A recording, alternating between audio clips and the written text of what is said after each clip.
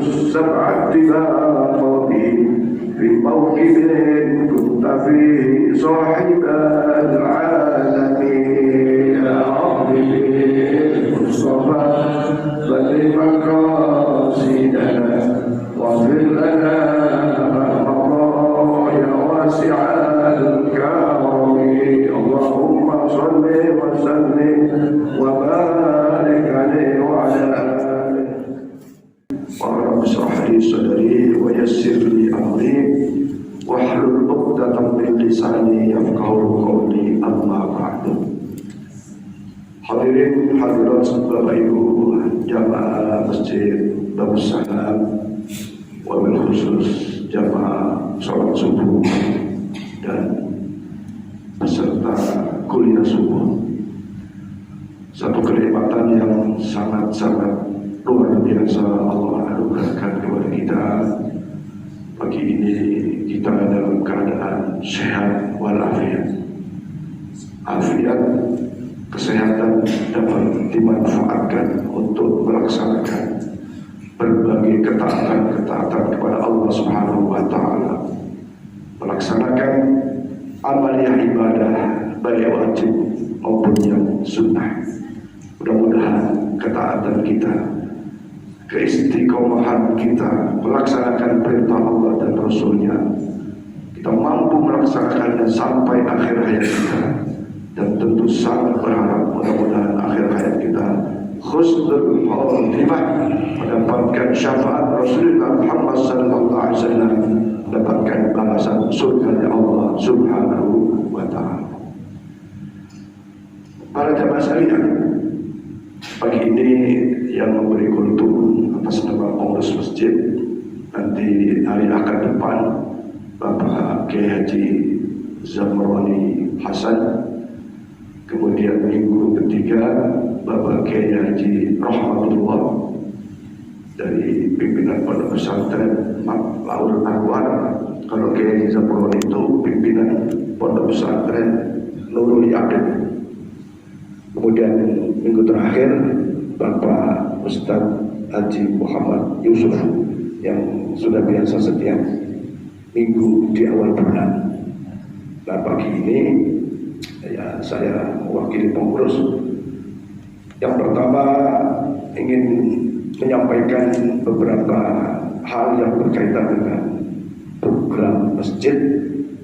Yang kedua, mengingatkan kepada kita semua tentang betapa pentingnya menjaga keistiqomahan dalam ketaatan ibadah kepada Allah Subhanahu wa Ta'ala, lebih lagi di dalam bulan yang diagungkan, yang dimuliakan, bulan penuh keberkahan, bulan penuh ampunan, bulan yang dilipat gandakan pahala-pahala amal yang dimana kita adalah syiamu Ramadan. Hadirin sekalian, alhamdulillah dari tahun ke tahun pelaksanaan program Ramadan berjalan dengan baik, dan diantaranya buka puasa. Alhamdulillah, walaupun kemarin hujan, pesertanya banyak, kuenya juga banyak. Hari ketiga pesertanya tambah, kuenya tambah lagi banyak. Kemudian hari keempat, sedekah Bapak Ibu yang sudah disampaikan diterima oleh Allah Subhanahu wa Ta'ala.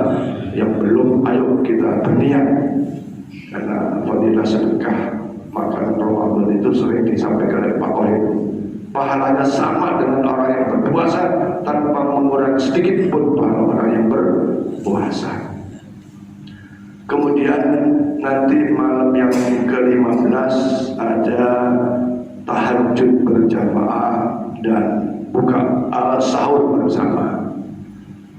Sampai tadi malam saya melihat baru ada 7 malam yang sedekah. Ada yang 1 orang 2 kali. 1 orang untuk nilai sahur itu 800 ribu. Dan sesungguhnya itu ada juga yang tak tercatat. Kemudian tentu saja kita berharap jamaah sholat tahajudnya juga nambah dibanding tahun lalu. Tahun lalu kita siapkan per malam itu 35 kotak.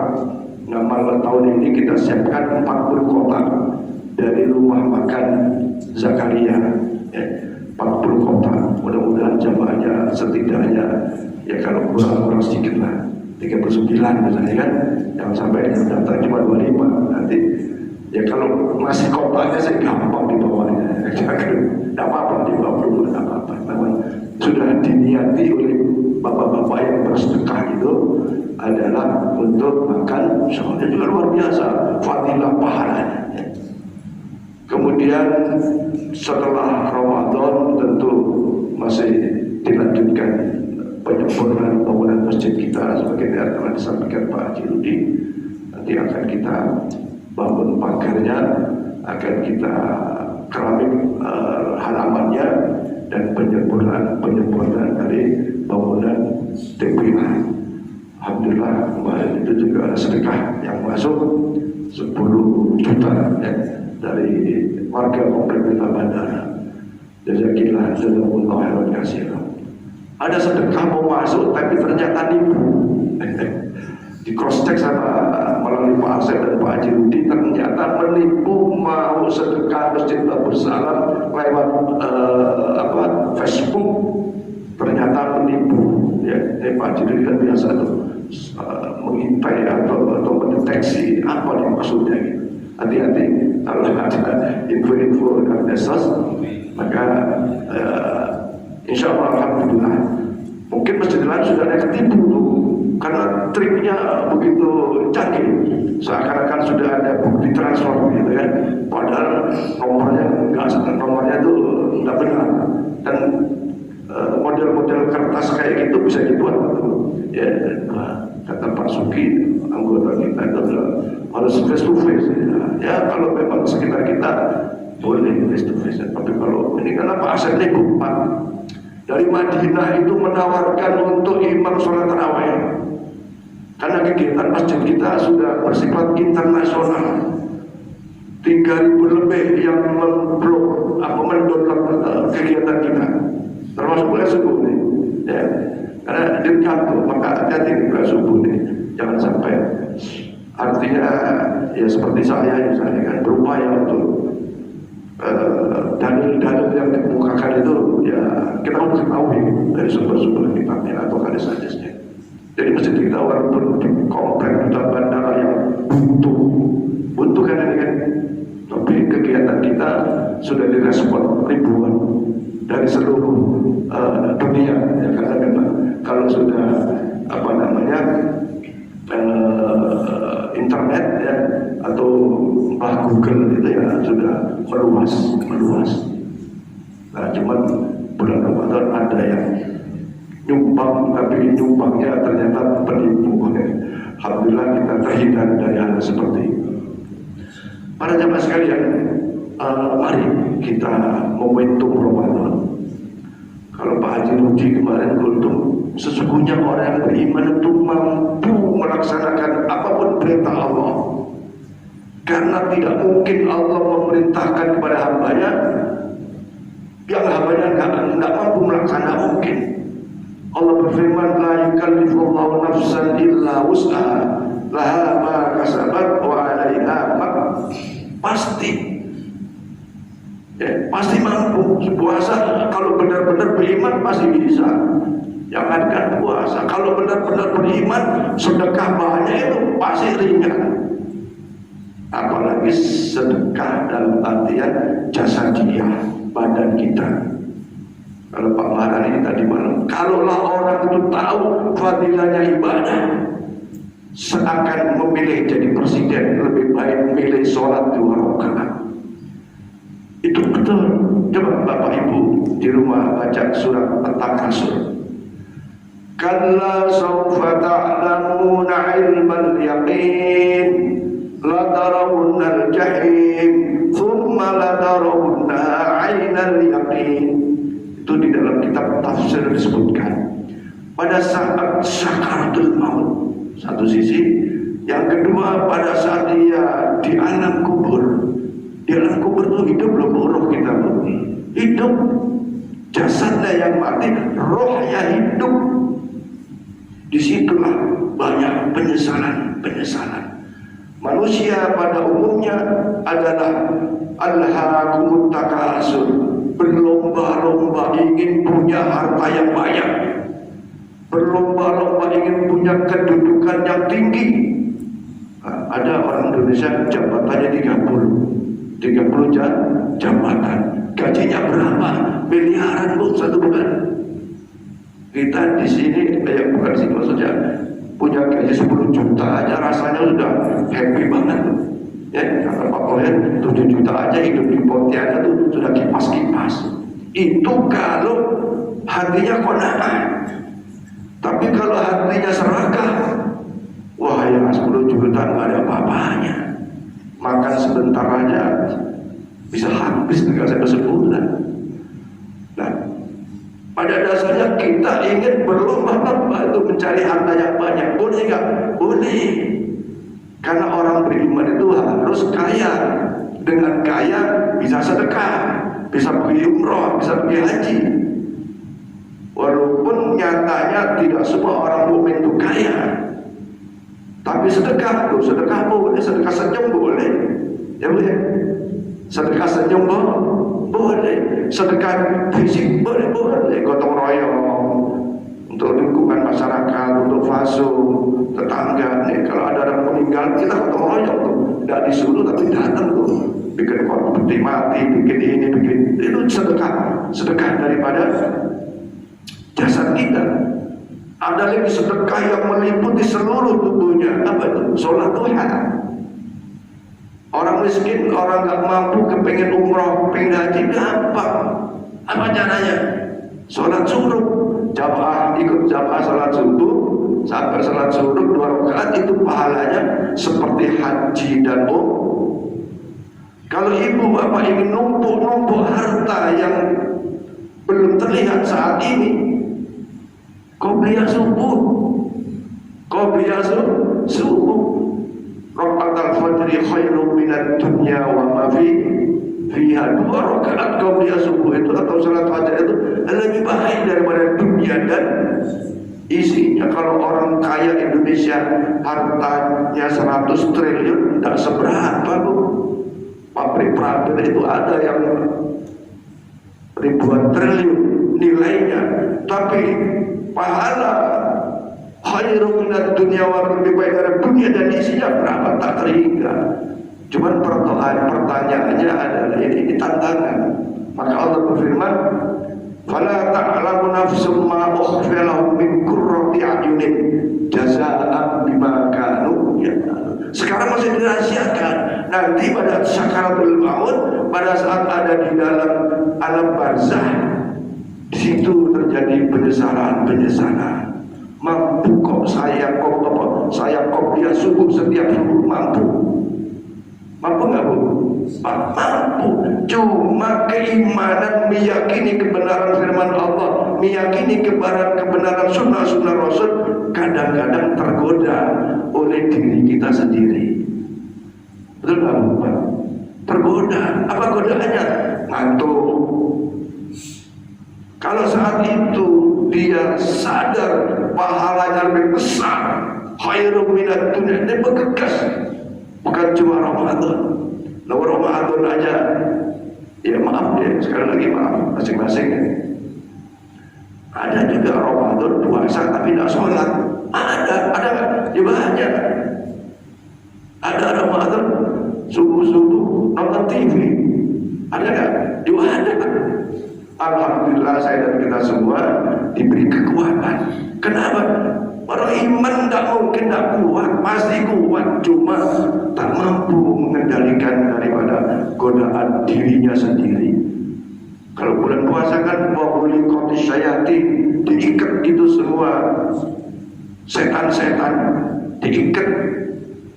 Artinya apa? Sesungguhnya godaan itu ada pada diri kita sendiri. Kemarin sore saya sampaikan, ternyata jihad yang paling besar adalah jihad melawan hawa nafsu. Suatu ketika Rasulullah pulang dari perang, raja'na min jihadil asghar ila jihadil akbar. Kita ini baru pulang dari jihad ringan, jihad kecil, perang Uhud, perang Ramadan, perangnya di bulan Ramadan. Kata Rasulullah, ini masih perjuangan kecil. Kita menuju ila jihadil asbar, menuju jihad yang besar. Apa?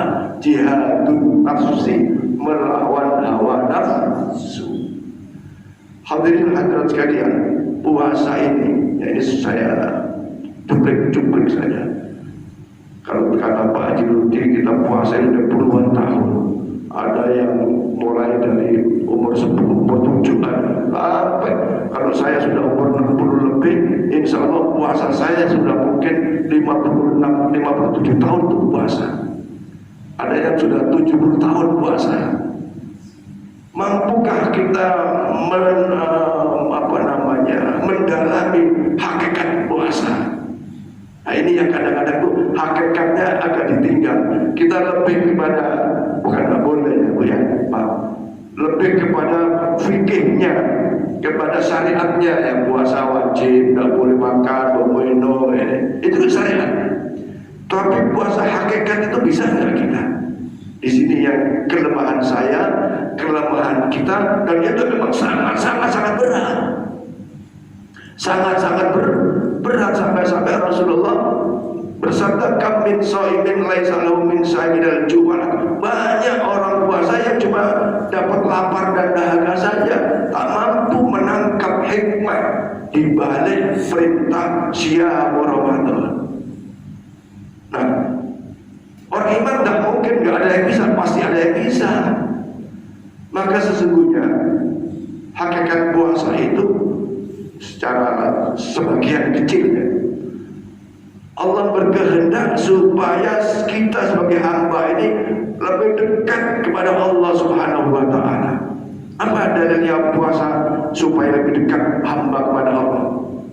Yang pertama, kalau kita lihat surat Al-Baqarah, dari kalimat dari ayat 183 ya, Bismillahirrahmanirrahim, ya ayyuhalladzina amanu kutiba alaikumusiyam, sampai ujungnya dari kaitan puasa, fa idza sa'alaka ibadi anni fa inni qarib ujibu da'watad da'i idza da'ani falyastajibu li falyu'minu bi la'allahum yarsudun. Wahai Muhammad, setelah puasa diwajibkan, lu puasa kan? Ya, lalu dari mulai terbit fajar sampai terbenam matahari. Kalau yang mampu puasa, nggak mampu, yang tua-tua itu boleh bayar fidyah, ya kan? Ibu-ibu yang datang bulan boleh nggak puasa tapi diganti. Kemudian yang sakit boleh nggak puasa tapi diganti. Bahkan yang bepergian saja, fa in kuntum marḍā aw 'alā safarin, pergi dari Pontianak ke Pemangkat Singkawang boleh nggak puasa? Saking rahmannya Allah, saking kasih. Karena puasa itu memang berat, syariatnya serba berat. Bayangkan kalau sholat hanya berapa menit kita seakan berhubungan langsung dekat kepada Allah dalam sholat itu sebentar. Apalagi subuh cuma 2 rakaat. Tapi puasa dari fajar sampai tenggelam matahari, cuma selama ini puasa kita yang tadi puasa apa? Umumnya itu ya cuma kita aja nggak makan lagi gitu. Nah, setelah itu maka kalau umatmu bertanya tentang aku, fa idza sa'alaka ibadi anni fa inni qarib, Allah itu dekat. Allah itu dekat. Maka ujibu da'watad da'i, siapa yang berdoa kepadaku, aku ijabah doa-doanya. Maka tadi malam Pak Marani bilang, fadilah keagungan Ramadan, doa-doa itu dikabul oleh Allah Subhanahu. Nah, kita doa tadi. Wastajibu li falyu'minu, syaratnya apa? Iman dulu, yakin dulu. Nah kita ini imannya ini ya maaf ya, pemahaman iman ya begitu. Pokoknya iman kepada Allah. Padahal makna iman kepada Allah itu meyakini kebenaran apapun yang diciptakan oleh Allah, dunia dan isinya, dunia dan akhiratnya, rezekinya, segala macam sehatnya, semua datang dari Allah. Itu kita harus yakin. Kita ini kan lemah, Kita tadi malam sakit gigi aja langsung nyut. Baru sakit gigi itu. Ya parah lagi kalau sakit hati, apa lagi itu. Ya. Lemah kita kalau nggak ada pertolongan Allah. Maka termasuk puasa itu walitukminul iddata walitukabbirullaha ala ma hadakum. Kita mampu menyempurnakan puasa 30 hari atau 29 hari itu tak lepas ala hadakum atas petunjuk Allah. La'allakum tashkurun, supaya sadar kita ini yang kasih kekuatan adalah Allah. Dengan begitu kita bisa bersyukur. Kemudian astajibu li wal yu'minu bi, beriman. Kemudian penuhi perintah Allah. Apa penuhi perintah Allah? Ya taat kepada Allah, melaksanakan perintahnya, menjauhi larangannya dan seterusnya. La'allahum, biar sudut akan nampak nanti kebenaran dari firman Allah atas keimanan kita. Nah, jadi Bapak Ibu sekalian, kita bisa beribadah segala macam hal, dohir batin, jasadiah maliyah, itu juga tidak terlepas daripada pertolongan Allah Subhanahu wa ta'ala. Jadi puasa mengajak kepada kita untuk lebih dekat kepada Allah. Bayangkan dulu, kalau sudah dekat dengan Allah, mulai niat puasa, nawaitu shauma Ramadan, ada Ramadan, dari niat saja sudah harus ada connect. Kemudian dalam masa puasa itu kalau nggak salah 14 jam. Selama 14 jam dalam kehidupan kita, kalau kita dekat kepada Allah, tidak mungkin kita meninggalin sholat, tidak mungkin. Kalau kita merasa dekat dengan Allah, tidak mungkin kita berbuat maksiat. Karena Allah sadar iman kita, Allah melihat kita. Allah melihat kita, mencatat berbagai amalia kita. Bahkan khusus puasa. Rasulullah bersabda di dalam hadis qudsi, kullu amali Adam kana lahu. Seluruh amal-amal anak Adam itu kana lahu, untuk kembali kepada setiap pelaku ibadah, illa shaum, kecuali puasa. Apa puasa itu? As-shaumu li wa ana adzbi. Puasa untuk Allah. Maksudnya untuk Allah itu bukan manfaatnya untuk Allah. Allah tidak akan mengambil manfaat ibadah hambanya. Ini menunjukkan kedekatan hamba kepada Allah Subhanahu. Bayangkan Allah sendiri berfirman, as-shaumu li, puasa untukku. Nah, puasa yang seperti apa yang untuk Allah itu? Maka secara syariat, puasa yang untuk Allah tidak makan, tidak minum, tidak berhubungan suami istri, kalau itu syariat. Tapi secara hakikat, panca inderanya tidak bermaksiat kepada Allah Subhanahu wa ta'ala. Hatinya tidak mengingkari, tidak riya, tidak syirik. Hatinya terjaga dari ujub, dari ghibah, dari namimah, dari apa yang sekarang itu menyebar berita-berita bohong, ujaran kebencian. Terjaga. Kenapa? Orang memfitnah itu kan dilarang oleh Allah. Betul ya? Nyakiti, iri, dengki itu boleh nggak? Menurut Allah tidak boleh. Ya, menghibah ya nggak boleh. Ya, maka dalam masa puasa itu kalau kita puasakan panca indera kita, puasakan rohani kita, maka itu yang puasa untuk Allah Subhanahu wa ta'ala, sehingga begitu dekatnya seorang hamba kepada Al-Khaliq Allah Subhanahu wa ta'ala. Kalau sudah model kayak gitu, itulah disebut orang yang mampu ma'rifatullah, artinya memahami, mengetahui tentang sifat-sifat Allah, dari zatnya, dari af'alnya, dari zat Allah, sifat Allah dan af'al Allah Subhanahu wa ta'ala. Maka banyak orang-orang yang tidak kerja tapi kebutuhan hidupnya terjamin. Banyak orang yang cuma ya ngajar-ngajar begitu, tapi melimpah kebutuhan hidupnya, dan setiap kedatangan rezeki itu selalu mengalir kepada orang lain. Maka para jamaah sekalian, mari kita yang sudah tua-tua seperti saya itu aneh ya, sudah tua ya. Alhamdulillah Pak Haji Sugiman, Pak Haji Mulyadi, Pak Haji Suradi, yang sana sih masih muda-muda semuanya, kecuali Pak Sutras, Pak sama Okian STW. Dan ada lagi Pak Sujana nih, 92 tahun, ngajinya masih bagus, ngajinya masih lantang, dan bacanya nyaris bagus. Maka sebuah karunia Allah yang besar, ada Pak Haji Mulyanto ya, ibu-ibu kayak lupa namanya. Jadi kita bangun hubungan dengan puasa ini kepada Allah Subhanahu wa Ta'ala. Kita ciptakan, oh iya saya sedang puasa, tidak bolehlah bohong, lagi puasa nih.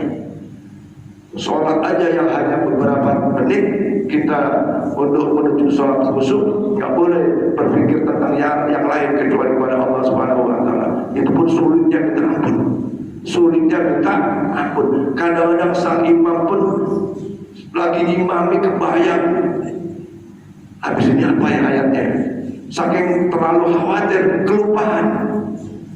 Ini sesungguhnya ya manusiawi. Tapi tanya Pak Suradi itu kadang-kadang gemeter juga, walaupun surat sudah dibaca hari-hari, tapi kan ada psikologis yang berbeda sedang berhubungan dengan Allah Subhanahu wa Ta'ala. Ibu, bapak, kalau kita dipanggil presiden, baru presidennya, kira-kira berhadapan lu gemeter nggak? Lu gemeter, ya sampai pernah dipanggil presiden, sudah nggak ada ya. Yang sarapan pernah kalau segitunya aja, kalau presiden dan gubernur aja kan. Ada anak-anak buah tuh pakai bos aja udah ketakutan, ada apa ya? Kayak gitu, itu psikologis tuh. Nah ini Allah Subhanahu wa Ta'ala yang memberi kita segala-galanya, yang menciptakan kita. Kalau nggak gemeter ya keterlaluan, ya kan? Maka faidah tuliyat ayatu zadahum imana wa ala rabbihim yatawakkalun. Nah kesimpulannya para jemaah sekalian, mari sesungguhnya kita mampu, orang yang beriman untuk melaksanakan berbagai perintah Allah dan Rasulnya, termasuk mampu istiqomah ibadah sholat subuh dan berjamaah, termasuk mampu melaksanakan sholat fardu baik di Ramadan atau di luar, mampu. Wong kantor-kantor saja mengizinkan kan kalau untuk sholat, ya kan? Nah karena olah pikir manusia yang kadang-kadang nanti pada saatnya sakaratul maut, pada saatnya berada di dalam barzakh, penyesalan demi penyesalan itu akan dirasakan oleh kita. Maka betul apa yang disampaikan tadi malam itu, andaikan milih jadi presiden dengan sholat 2 rakaat, ya pilih sholat. Kalau tahu, tapi ini rahasia, fala ta'mal nafsun ma ukhfiya, masih dirahasiakan dalam. Kalau enggak ya tidak muat masjid segini, ya tidak muat masjid kita. Jadi sesungguhnya kita punya kemampuan untuk melaksanakan perintah-perintah Allah dalam keseharian kita. Hanya pemahaman kita tentang iman kepada Allah dan kebenaran-kebenaran firman Allah dan hadis-hadis Rasulullah yang kurang kita mantapkan, sehingga godaan-godaan untuk menghalangi kita istiqomah dalam ibadah itu terjadi pada kita, pada saya dan kita semua. Bayangkan tuh kalau baca Quran ya, dengan baca YouTube, ya, baca WA, baca Google, semangat mana? Ayo di rumah tuh, kalau baca Quran sebentar saja sudah sebutan lah itu jelas itu. Oh saya merasakannya. Kadang-kadang bangun subuh, pulang subuh cari berita dulu, berita hari ini, misalnya gitu kan. Nah di sini menunjukkan kelemahan kita. Maka jangan berhenti berdoa kepada Allah Subhanahu wa Ta'ala supaya kita diberi kemampuan untuk bisa meningkatkan kualitas hablum minallah kita, sehingga ini menjadikan kita menambah amal ibadah kita, dan pada akhirnya menambah berat timbangan amal kita. Faman thaqulat mawazinuhu fahuwa fi 'aisyatin radiyah. Manakala timbangan amal kebaikan kita berat, maka kita akan mendapatkan satu kesenangan, kebahagiaan, dan Allah pun senang atas apa yang kita lakukan. Kenapa Allah sampai senang apa yang kita lakukan? Karena hambanya memenuhi perintahnya, sehingga Allah pun ridho. Kalau Allah ridho, yang kita inginkan pasti akan dikabul, dijawab oleh Allah Subhanahu wa ta'ala. Para jemaah sekalian yang dirahmati Allah, sekali lagi kesimpulannya ya, bahwa dengan ibadah puasa sebagai sarana untuk lebih dekat kepada Allah Subhanahu wa ta'ala. Bagaimana lebih dekat? Salah satunya adalah melaksanakan perintah-perintahnya. Waktunya sholat. Ini termasuk kerja juga melaksanakan perintah Allah, tapi harus diniati bahwa ini adalah dalam rangkaian melaksanakan tugas khalifah perintah, apapun jenis pekerjaan yang kita jalankan. Apalagi bagi yang punya istri, punya anak, mencari nafkah, bagian dari jihad kepada Allah Subhanahu wa ta'ala. Saya kira ini saja apa yang saya sampaikan. Tentu saja mari kalau ada yang ingin ditanyakan tentang puasa atau yang lainnya, ada waktu untuk bisa 7 menit ya. Silakan, mungkin Ibu ada yang ditanyakan. Ya, silakan Bu Haji. Assalamualaikum warahmatullahi wabarakatuh. Waalaikumsalam. Tadi Ustaz mengatakan kalau orang yang sudah meninggal itu saatnya sudah dikebumikan tapi rohnya masih hidup gitu. Pertanyaannya, rohnya itu beradanya apakah masih di alam barzah atau di yaumul mahfuz? Kedua, pernah mendengar kalau roh-roh yang sudah meninggal itu pada saat bulan Ramadan katanya diturunkan lagi ke bumi, ada yang tidak diturunkan. Apakah itu hadisnya sah? Terima kasih Pak Ustaz. Assalamualaikum. Baik. Wahai Muhammad, kalau ada umatmu yang tanya tentang roh, katakan roh itu adalah min amrillah, urusan Allah. Allah yang menciptakan roh dan Allah Maha tahu akan roh itu, sementara kita illa qalila, tidak punya kemampuan mendeteksi roh kecuali sangat sedikit. Ya tentu kalau Nabi Muhammad disebut sebagai Abul Arwah, Maha tahu atas roh itu. Memang para jamaah sekalian, di dalam surat Yasin itu juga disebutkan bahwa pada saat nanti roh itu bisa ketemu lagi dengan jasadnya dalam bentuk yang berbeda. Ya, kalau ibu-ibu tua, rohnya akan ketemu lagi di alam arwah itu dengan jasadnya dalam bentuk yang sangat-sangat cantik. Waktu saya wafat sudah tua keriput, nanti itu muda lagi. Ya. Roh akan juga ketemu dengan suaminya pada saat sama-sama berada di dalam surga. Bahkan bisa jadi sama-sama di surga, tapi tingkatannya beda-beda. Ya. Ada beberapa tingkat di dalam surga. Maka menjawab apakah roh bisa ketemu dengan jasadnya, bahwa Allah Maha mampu mengkondisikan sebuah keadaan, karena Allah yang punya roh, dan dijelaskan dalam Al-Quran manakala suatu ketika roh juga bisa ketemu dengan jasadnya dalam bentuk yang berbeda. Apakah roh setiap bulan pada bulan Ramadan datang? Ya, dengan hadis yang dengan cerita ibu tadi, maaf saya juga belum pernah kalau Ramadan roh pulang ya. Saya belum pernah membaca, belum pernah dengar juga, baru kali ini. Tapi ketahuilah bahwa roh itu bersifat mutlak. Apa maknanya? Ibu tidur, Kira-kira mimpi nggak? Mimpi kemana-mana nggak Bu? Mimpi ke Mekah, mimpi ke Madinah, mimpi mau masuk jurang, betul? Dikejar harimau, ada nggak begitu? Itu roh Bu. Jasadnya di sini, jasadnya tidur, tapi rohnya kemana-mana. Ya kan? Rohnya maka roh bersifat mutlak.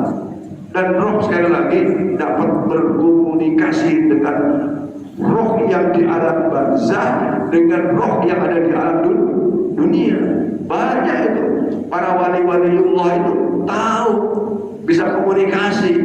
Roh jasad ini ada jasadnya si waliullah siapa, ya. Kemudian dia berziarah itu bisa berkomunikasi. Baik dalam pemahaman kejawen, ya ada orang saya sering bicara dengan Bung Karno gitu ya. Ada keluarga saya jauh dari Jawa Tengah itu, sering saya ngobrol dengan Pak Karno ada lagi. Nah ini pemahaman sisi kejawen, tapi sisi auliyaillah bisa. Buktinya Nabi Muhammad sallallahu alaihi wasallam bisa bicara dengan apa namanya nabi-nabi yang lain.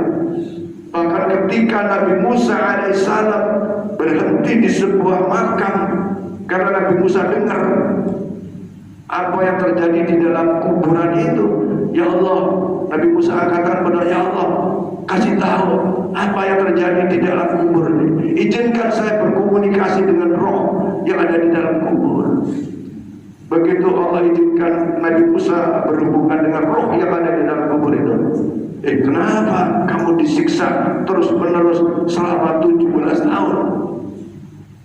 Ya, jadi ada roh diceritakan, Nabi Musa dengar. Nabi Musa minta izin kepada Allah supaya bisa berkomunikasi saja. Akhirnya dialog, iya Nabi Musa, saya 17 tahun tuh disiksa siang malam ini itu. Apa dosamu? Kata Nabi Musa, dosaku hanya mengambil secuil kayu untuk membuang selilit gigi kayu dari seorang raja. Bayangkan ya. Jadi orang ini diperintahkannya bawa kayu, di tengah jalan giginya ada bekas makanan, kayu itu diambil untuk nyongkel selilit. Itu 17 tahun disiksa di kuburnya, ya kan? Kemudian di dalam riwayat yang lain termasuk Nabi Isa alaihissalam juga bisa, tetapi itu sekali lagi atas izin Allah SWT. Bahkan suatu ketika Nabi Musa alaihissalam belajar hakikat dengan Nabi Khidir, ya kan? Bingung Nabi Musa, ada perahu dilobangin, ya kan? Di dalam surat Al-Kahfi itu ada anak kecil dibunuh, ya kan? Ada rumah dirubuhin. Nabi Musa pada saat itu hanya sampai kepada syariat, belum sampai hakikat. Tidak mampu Nabi Musa mengikuti jejak Nabi Allah alaihissalam. Nah terus ditanya, kenapa Nabi Khidir engkau bunuh anak itu dan seterusnya? Apa jawab Nabi Khidir? Enteng bahwa ini ini adalah atas perintah Allah Subhanahu wa ta'ala. Nabi Musa yang kayak gitu aja kamu nanya gitu. Coba mestinya tuh kamu nanya dengan malaikat Israel, kenapa orang yang baru pengantin baru tahu-tahu meninggal, padahal dia kan sedang senang-senang. Nah, ya. Ada min amri Rabbi, apa yang aku lakukan semua itu membunuh dan seterusnya adalah atas perintah Allah Subhanahu, karena sudah bicara makrifat, sudah bicara hakikat. Nah, jadi kesimpulannya Ibu Hajar bahwa roh itu bersifat mutlak, dan pada saatnya roh itu juga bisa kembali kepada jasadnya dalam bentuk yang lain, ya. Kemudian roh itu juga bisa saling berkomunikasi, baik roh yang ada di dalam neraka sampai kepada roh yang ada di dalam surga. Ada dialognya itu. Nah, suatu ketika roh-roh yang ada di neraka ini minta tolong kepada roh-roh yang ada di surga. Kemudian roh ahli surga minta tolong, kasih aku minum sedikit. Ini Quran menjelaskan. Ya, kata orang ahli surga, sebenarnya aku mau membantumu, menolongmu, tapi innallaha harramahuma 'alal kafirin. Allah yang melarang aku untuk menolongmu, walaupun dulu di dunia itu kawan dekat. Nah, disitulah bahwa roh itu sesungguhnya baik yang ada di alam barzah maupun yang di alam dunia, pada hal-hal tertentu, pada level-level tertentu masih bisa berkomunikasi dengan Allah Subhanahu wa Ta'ala, dengan antar sesama.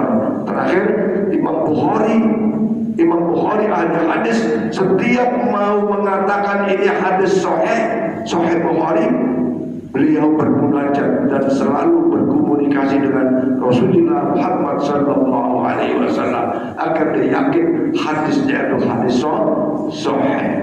Nah, kita wallahu a'lam, tapi tetap hati kita bersalawat kepada Rasulullah Muhammad SAW, hati kita terus terpaut dengan Allah Subhanahu wa Ta'ala melalui berbagai amalia ibadah.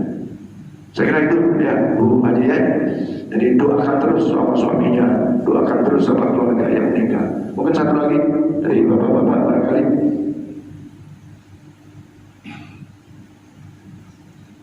Nah, terakhir saya berharap mudah-mudahan bapak-bapak, ibu-ibu yang punya rezeki untuk bisa mensupport kegiatan program Ramadan, karena malam ini sudah malam kelima, berarti 10 hari lagi biaya sahur sudah akan dimulai.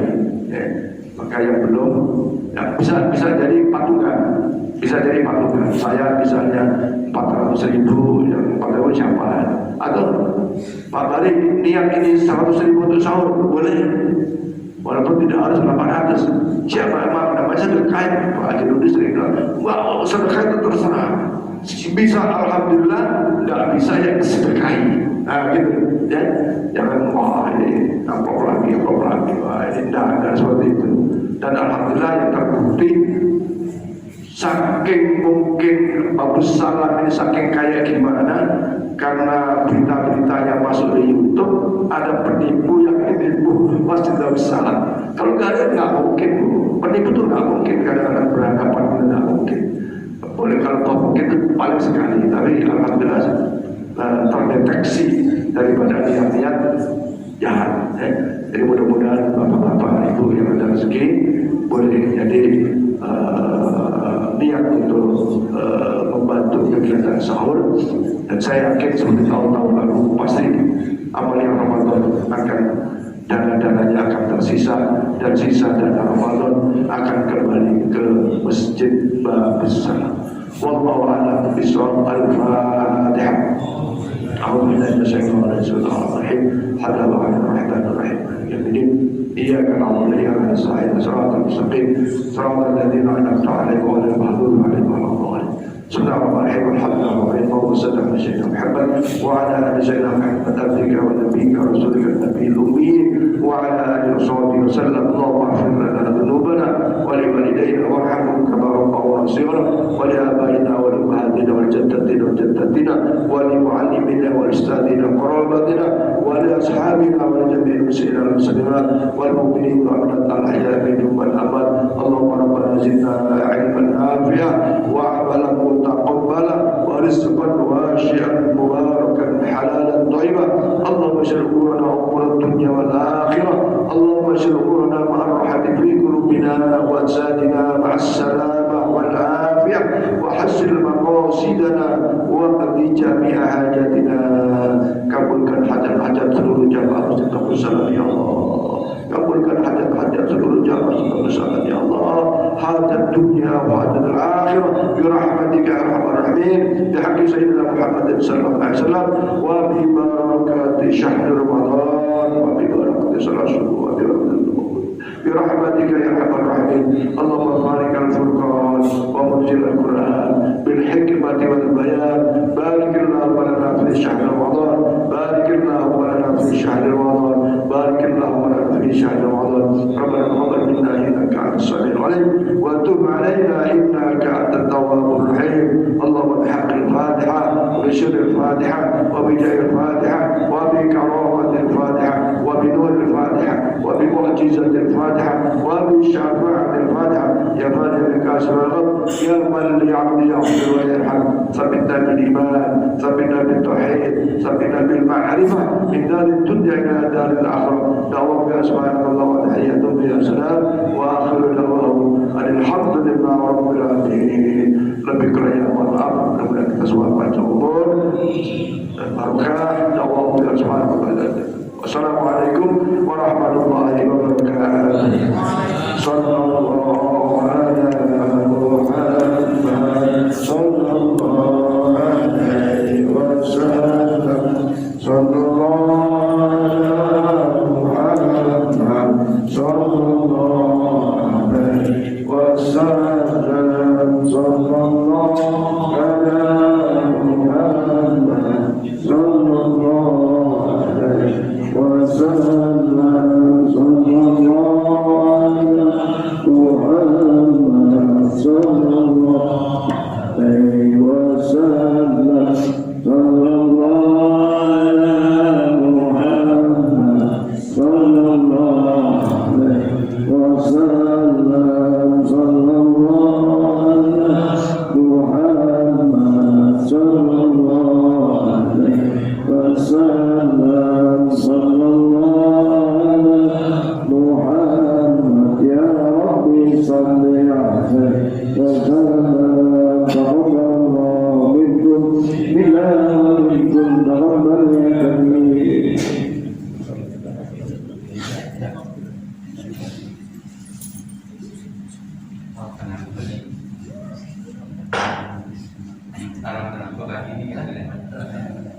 Ini